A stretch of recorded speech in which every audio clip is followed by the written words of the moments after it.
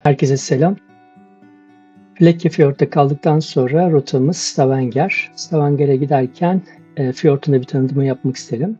Fjord, deniz seviyesinin yükselmesi sonucunda dar ve uzun körfeze dönüşen buzul vadisi olarak geçiyor Türk Dil Kurumu'nda. Şimdi kısa bir hatırlatmayla yolumuza devam edelim.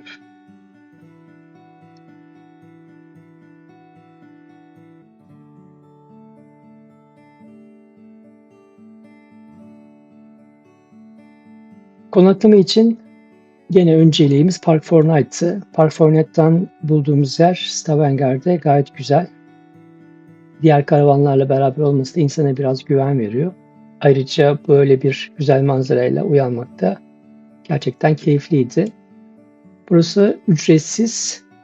Birçok bot, yat artık bunların bulunduğu bir yerde. Hemen yanında gayet keyifli ve huzurlu bir şekilde bir gece geçirdik.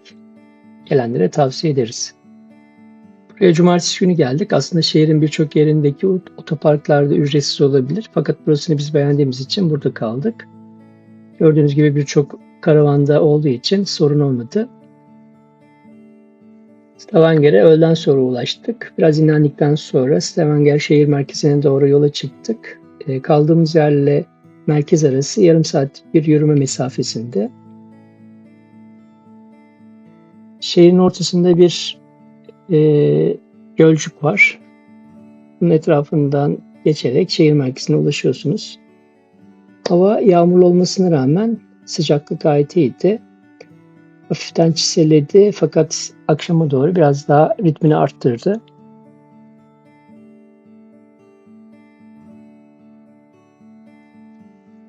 Stavanger, Norveç'in güneyinde olması nedeniyle büyük şehirlerden bir tanesi ve ayrıca petrol başkenti de diyebiliriz. Stavanger'in diğer bir özelliği de birçok turistik bölgeye yakın olması. Bunlardan bir tanesi meşhur Pulpit kayalıkları, ikincisi Kijarek kayalığı.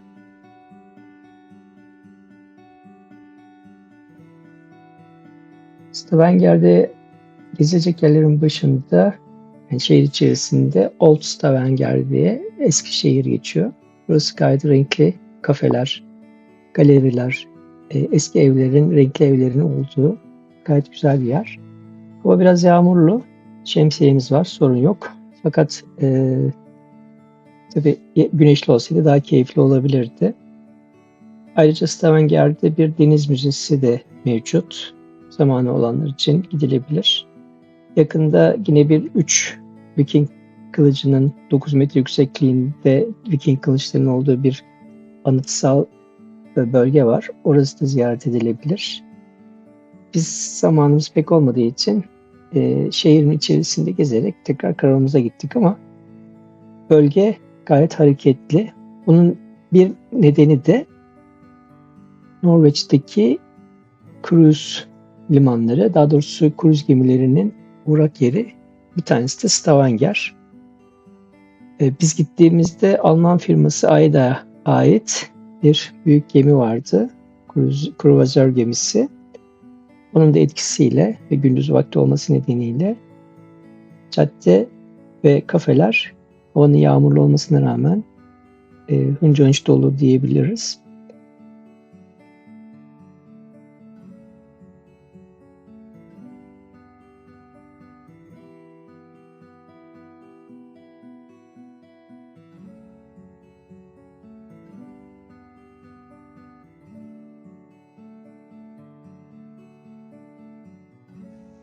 Bu sürat tekneleriyle Lissabon Fiyordu'ndaki Pulpit Rock ve etrafındaki güzellikleri seyredebiliyorsunuz. Sürat teknelerine binerken bu mürettebatın giydiği kıyafetler size giydiriliyor. Normal yolcu tekneleriyle de bu fiyortlar ve Pulpit kayalıklarındaki Lissabon fiyordu gezilebiliyor. Norveç'te troller çok ünlü. Bu mitolojik yaratıkların izole kayalıklar ve mağaralarda yaşadığına inanılıyor. Gayet sevimliler. Kruvazör gemisinin 4000-5000 yolcu getirdiğini düşündüğünüz zaman ekonomik sonuçları gayet olumlu oluyor.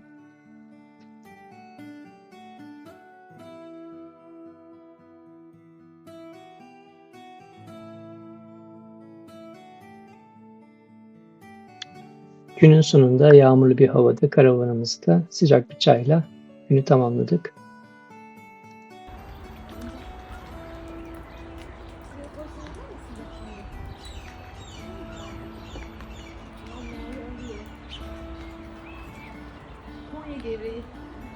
Ertesi gün dünkünün aksine gayet güneşli, çok da güzel bir hava var. Fakat yine Stavanger'de kalmayacağız, yolumuza devam edeceğiz.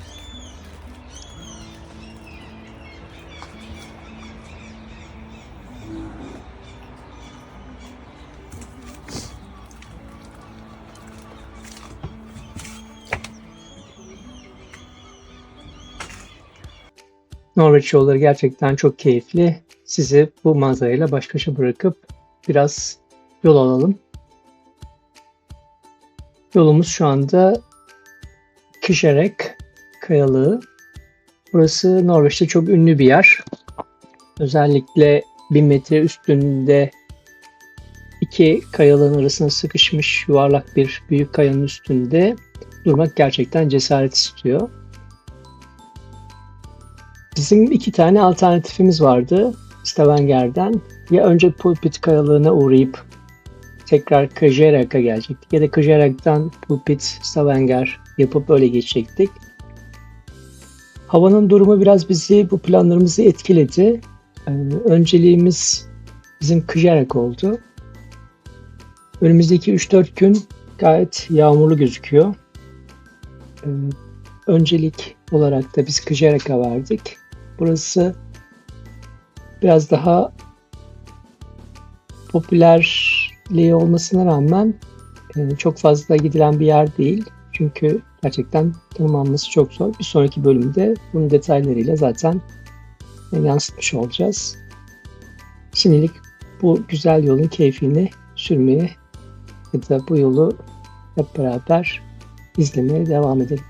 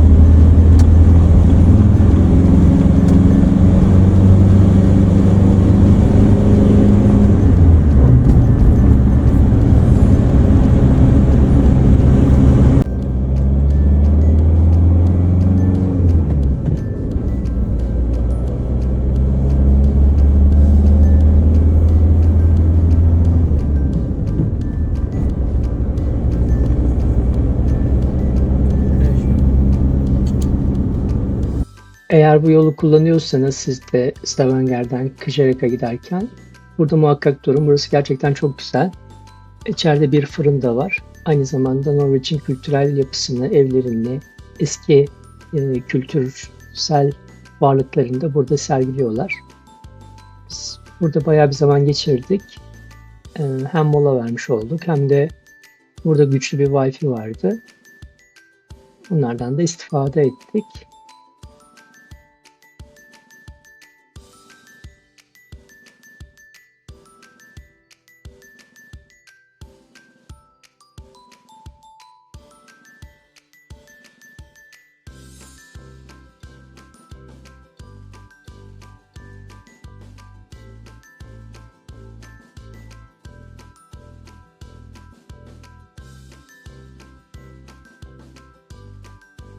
Hedefimiz Kıjare Kayalığı. Pulpit Kayalığı ise fiordun öteki tarafında. Gittiğimiz yol üzerinde Pulpit Kayalığı'na giden bir karayolu mevcut değil.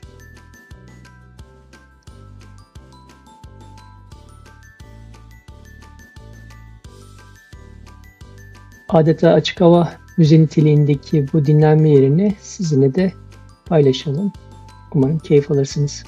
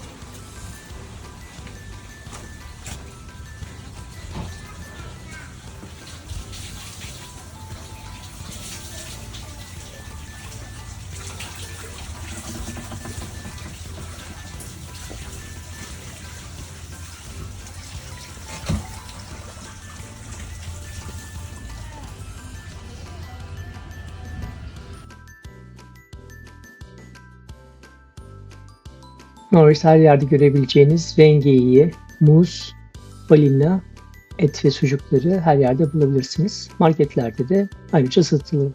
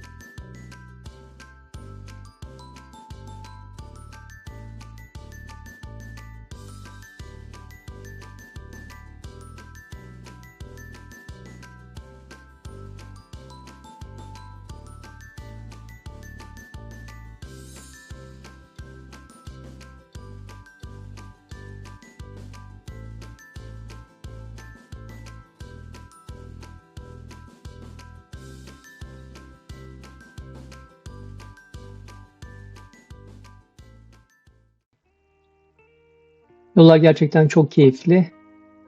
Seyrede seyrede yolumuza devam edelim.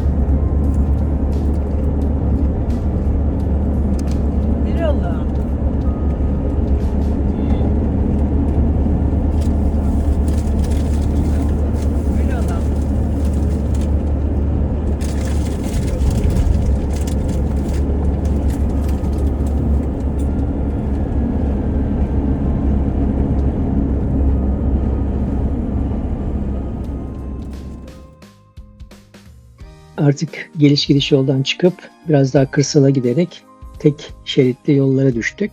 Burada ceplerde birbirinize yol veriyorsunuz. Herhangi bir sıkıntı yaşanmıyor tabii ki. Biz şu anda deniz seviyesinden 630 metreye kadar çıkacağız. Şu anda tırmanışımız devam ediyor.